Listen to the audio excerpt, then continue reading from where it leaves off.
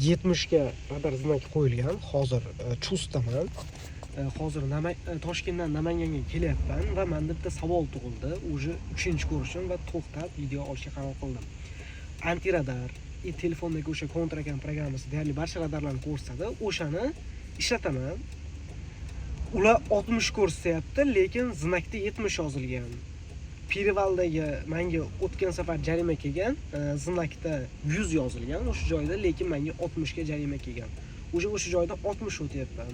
Shunda qaysi bir noto'g'ri, men bilan noto'g'rimi yoki boshqalarmi? Hozir bu yoqda radar bor, u 100 ga 100 bilaman. Bundan keyingi radar o'sha 200 mi, 300 metr oraliqda qo'yilgan 60 ga oladi. Bu yoqda esa 70 qo'yilgan. Programma ham 60 ko'rsatyapti. Bilsanglar kommentariyga yozib yuboringlar. Qaysi bir xato ketyapti men bilmayapman-da. Bu menga o'sha Perevaldagi radardan 60 kelgan. Shuni oldida bir 100 metr bu yoqda o'sha 100 znak borda.